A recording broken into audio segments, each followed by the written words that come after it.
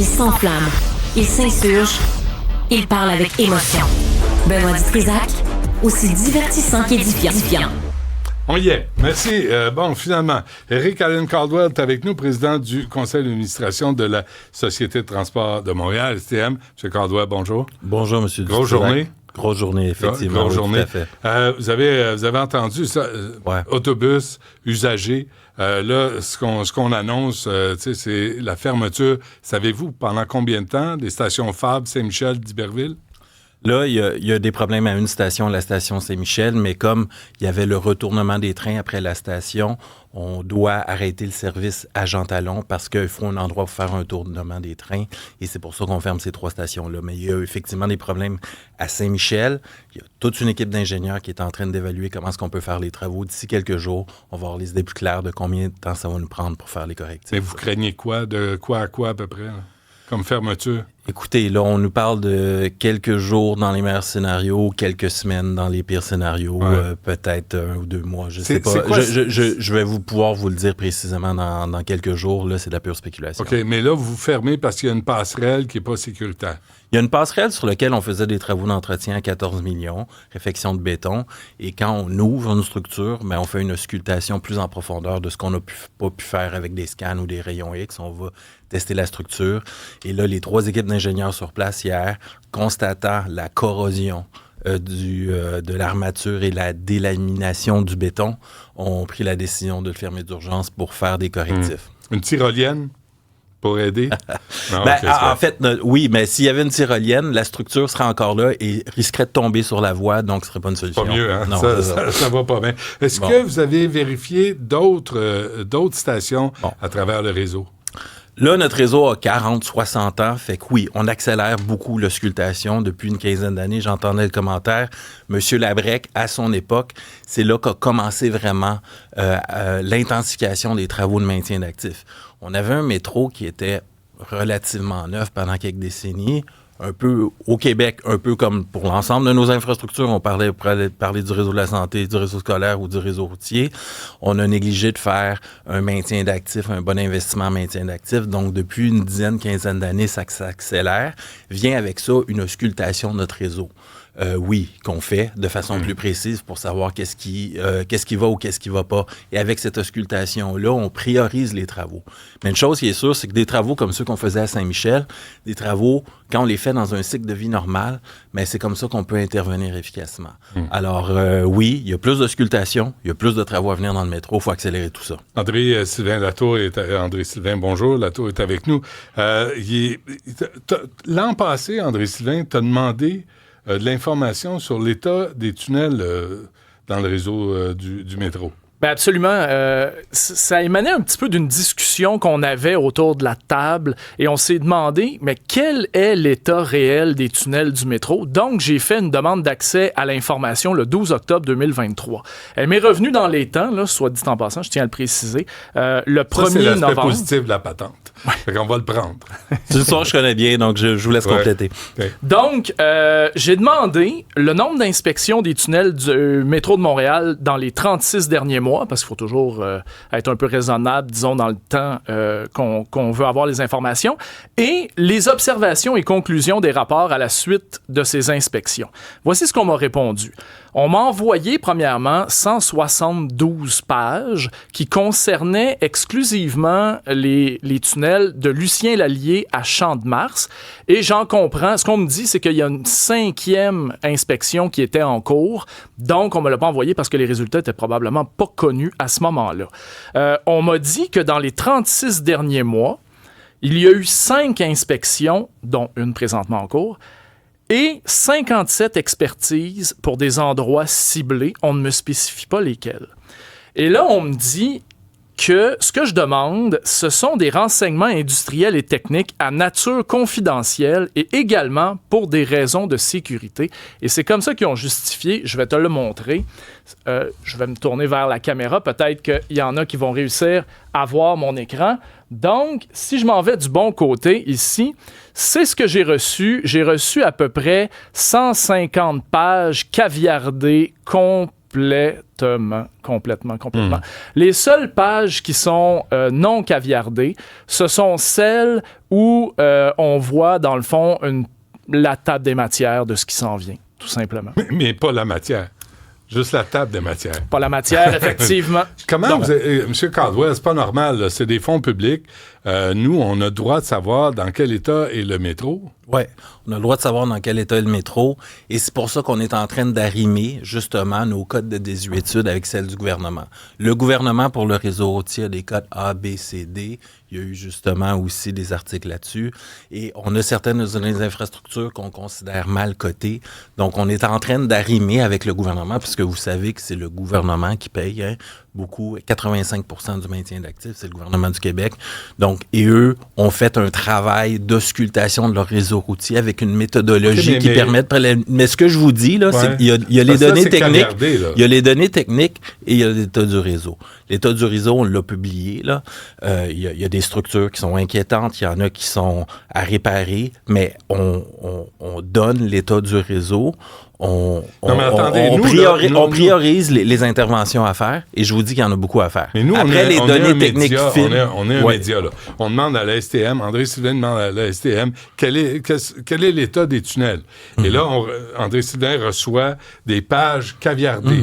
Alors, qu'est-ce que vous avez à cacher, là? Est-ce qu'on peut savoir dans quel état est le métro réellement, chaque station par station?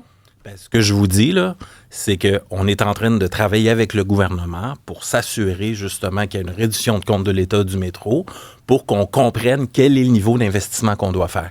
Après, il y a des données techniques qui m'échappent, là, mais une chose qui est certaine, c'est que oui, on va être transparent sur l'état de notre réseau. Mais ça, c'est caviardé, Je comprends que c'est caviardé, c'est des données techniques. Ce que je vous explique, je ne suis pas au fait de ces éléments-là précis qui ont été caviardés. Je n'ai pas vu le rapport. Trouvez-vous ça normal? Ce que je trouverais pas normal, c'est qu'on soit pas capable de dire quel est l'état de notre réseau, puis ça, on le fait. Pas avec le partage de ces données techniques-là, mais autrement.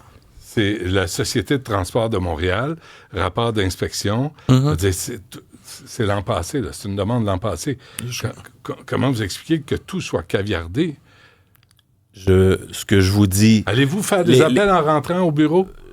Clairement. Ce que je vous dis là, là, c'est que je vous donne raison sur un point, on doit, comme société, connaître l'état de notre réseau. Ouais. Parce que sans ça, c'est ça, et moi, c'est dans mon intérêt qu'on le connaisse, parce que c'est ça qui dicte l'investissement qu'on doit y faire. Et je vous dis, on a besoin de beaucoup d'investissement. Ouais. Donc, notre réseau, oui, a besoin de beaucoup d'investissement, et c'est un travail qu'on est en train de faire. Pour rassurer les usagers, mais aussi pour dire...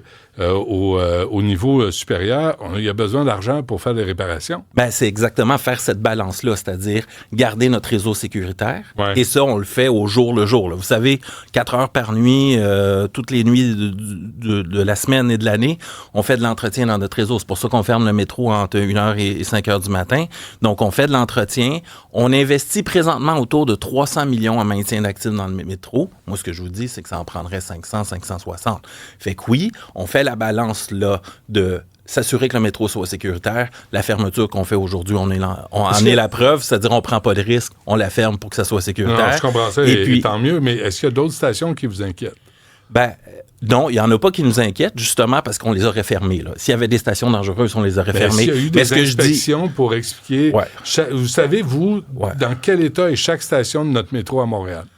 Moi, je n'ai pas les fins de détails techniques. Mais non, ce que vous je sais, votre équipe. Là. Oui, mais ce que je sais, c'est que si, là, on ne rattrape pas le déficit de maintien d'actifs, si on ne fait pas un investissement, des fermetures comme celles qu'on vit aujourd'hui, on va en vivre de plus en plus. Vous avez besoin de combien? Comme je vous dis, là, autour de 560 millions par année. Présentement, cette année, en 2023 ou 2024, là, on dépense autour de 330 millions dans le métro. Alors, il faut accélérer la courbe d'investissement. Et après, il faut s'assurer que les crédits soient là pour le faire. Là. Comme je vous dis, c'est financé à 85% par le gouvernement. On est en discussion avec eux pour trouver des solutions. Là. Ce matin, c'était la 4e pelletée de terre ratée là, pour le prolongement de la ligne bleue, vrai? Ben, c'était une pelletée de terre qu'on faisait parce que là, toutes les autorisations sont finales bâton. Puis là, on a octroyé le contrat du tunnelier puis on avance là, oui. Mais c'est-tu parti ou c'est pas parti? Qu'est-ce qui va arriver? Le bureau de projet de la ligne bleue est parti. Comme je vous dis, le contrat du tunnelier a été octroyé. Là. Ouais. Alors, oui, c'est parti. OK, vous n'avez pas remplacé l'appel par du duct tape, là? Non. D'ailleurs, il n'y a aucun lien parce que là, le prolongement de la ligne bleue sera à Gorge de la station Saint-Michel. Le tunnelier part où, là? Le tunnelier part autour de l'intersection P9-Jean-Talon. OK, puis là, il s'en va... Vers l'est. Jusqu'en Joux. OK. Le message tantôt, là, M. Caldwell, moi, c'était pas prévu, mais quand on entend ça, les usagers, la congestion routière, moi, des chauffeurs d'autobus disent, là,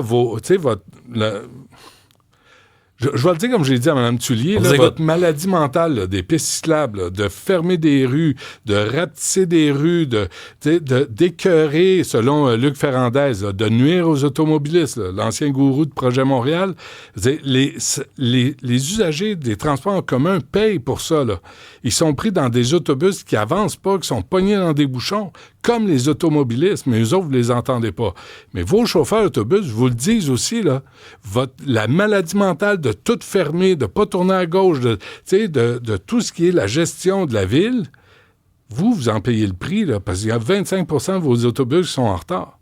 Ben, je trouve ça un peu particulier parce que souvent, on m'accuse justement d'être insensible au sort des automobilistes en proposant des voies réservées pour l'autobus, justement pour que les autobus se déplacent efficacement. Puis je suis souvent ces critiques-là parce que depuis que je suis à la ville, j'ai été un ardent défenseur des voies réservées parce que ça fait en sorte que les autobus puissent se déplacer efficacement. Après, il faut savoir les faire respecter. On peut encore s'améliorer là-dessus à Montréal. Qu'il n'y ait pas de chantier dans les voies réservées. Qu'il n'y ait pas de chantier dans les voies réservées, mais habituellement, lorsqu'on les implante, c'est parce qu'on sait qu'on est après un cycle de travaux puis ça devrait être fluide.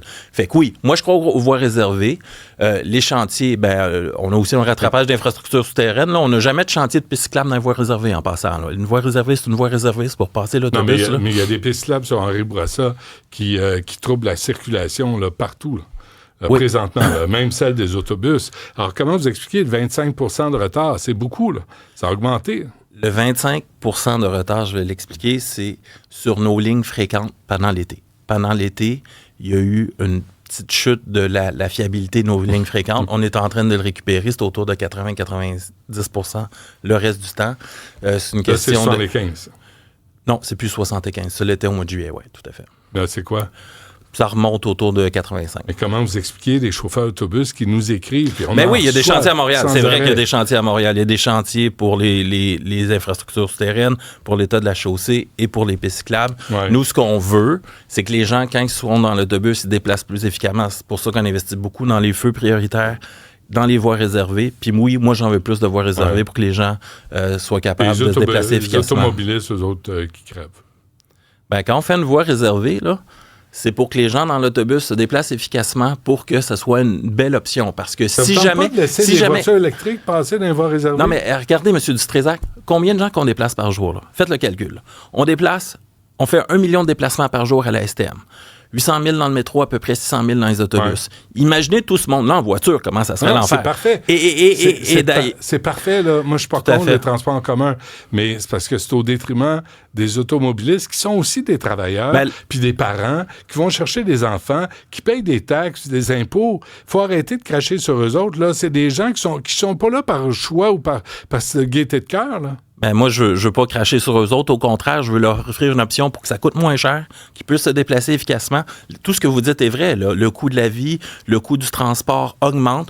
Nous, à la STM, on veut offrir une option qui fait en sorte qu'on n'ait pas besoin de s'acheter une auto. Le coût des autos augmente aussi. J'ai oublié de mentionner celui-là. Qu'il n'aille pas s'acheter une auto qui se déplace efficacement. Moi, j'aimerais que les autobus se déplacent plus efficacement. C'est pour ça que je fais la promotion des voies réservées et j'en déploie à travers la ville. Avant qu'on se quitte, on a eu aussi un courriel qui disait les navettes Fabre, Saint-Michel, sont pleines.